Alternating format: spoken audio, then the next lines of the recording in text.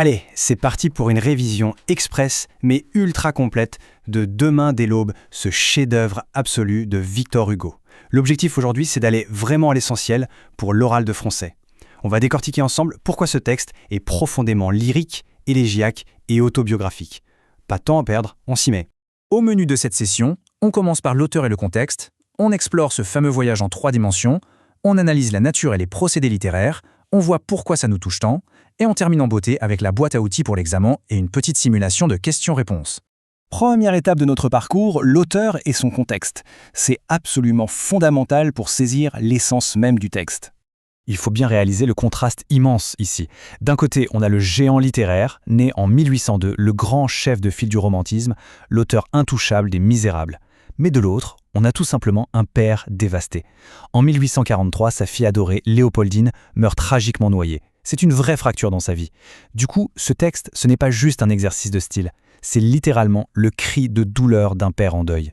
Et ce cri trouve sa place dans un recueil très spécifique, Les Contemplations, publié en 1856. C'est une date à retenir absolument. Ce livre, c'est en quelque sorte un véritable sanctuaire de papier. Un espace intime où l'auteur transforme sa souffrance paternelle en une mémoire éternelle. On passe maintenant à la mécanique du poème, avec ce qu'on peut appeler un voyage en 3 dimensions. Tout le génie de cette œuvre repose sur une immense ambiguïté. Au début, quand on lit les premières strophes, on a l'impression d'assister à une marche romantique. Le rythme est rapide, la détermination est là, on s'attend presque à des retrouvailles amoureuses au bout du chemin. Et soudain, c'est le choc. L'arrivée ne se fait pas du tout dans les bras d'une amante, mais froidement, devant une pierre tombale. Cette révélation de fin change absolument tout ce qu'on vient de lire. Pour bien présenter cette progression à l'oral, on peut la découper en 3 étapes clés. D'abord, le voyage réel, un vrai déplacement physique à pied, du matin jusqu'au soir. Ensuite, le voyage intérieur. Le narrateur marche de façon presque automatique, totalement absorbé par ses pensées, complètement isolé du monde. Et enfin, le voyage spirituel. Cette marche devient un véritable pèlerinage douloureux et sacré vers le tombeau. Troisième partie, la nature et les procédés littéraires. C'est ici qu'on marque des points en analyse. Prenons cette citation incroyable. Le jour sera comme la nuit. C'est une comparaison d'une force redoutable.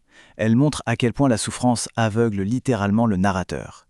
Qu'il fasse un soleil radieux ou nuit noire, peu importe, son monde intérieur est totalement plongé dans les ténèbres. Le monde extérieur s'efface totalement devant l'absence de sa fille. Et pour créer cet effet, Hugo utilise des procédés bien précis qu'il faut absolument relier à leur impact émotionnel. D'abord, l'anaphore du « je » qui ancre le poème dans l'autobiographie pure. Ensuite, cette adresse à un « tu » imaginaire. Ça donne la magnifique illusion d'un dialogue intérieur, comme si Léopoldine était encore là, marchant à ses côtés.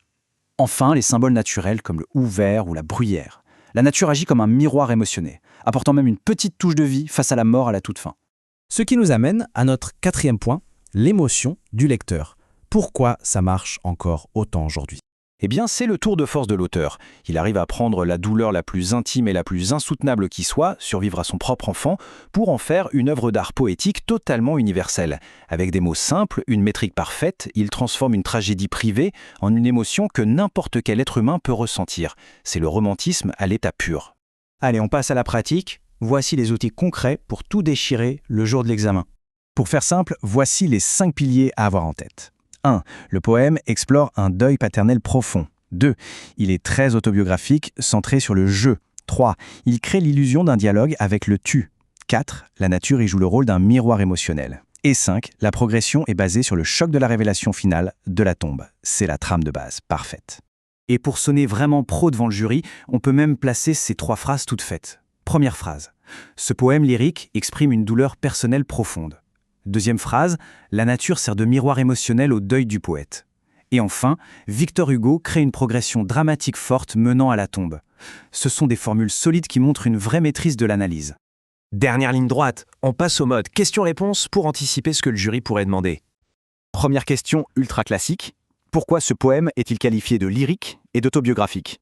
La réponse courte et qui tape dans le mille, c'est parce qu'il utilise l'anaphore du pronom « je » pour exprimer directement et de manière hyper intime des sentiments de tristesse. Cette répétition, c'est la preuve technique de l'expression personnelle.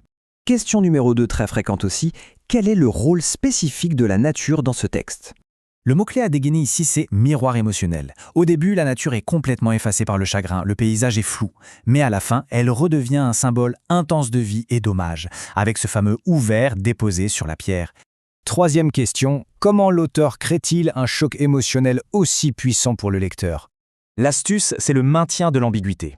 En utilisant le pronom tu, le poème nous fait doucement croire à un rendez-vous amoureux. On est complètement piégé par cette atmosphère romantique jusqu'à la révélation tragique de la destination finale. C'est ce grand décalage qui crée le choc. Pour boucler le tout, 2 questions factuelles rapides. Quel est le contexte du recueil Les Contemplations? C'est un recueil écrit en grande partie après la noyade de sa fille Léopoldine. Et quels sont les 3 types de voyages abordés? Le voyage réel, le voyage intérieur et le voyage spirituel. Avec ça, c'est le sans faute assuré. Et pour conclure en beauté, on peut se poser cette question vertigineuse. Comment le simple récit d'une marche vers une tombe peut-il immortaliser un être cher pour l'éternité? En fait, c'est la magie absolue de la poésie. En couchant sur le papier ce moment de deuil si éphémère et si douloureux, Victor Hugo a littéralement vaincu le temps. Sa fille n'est plus juste un souvenir qui s'efface, elle est devenue une figure immortelle de la littérature. Gardez cette idée forte en tête, c'est vraiment la clé pour réussir son analyse. Excellente révision à toutes et à tous.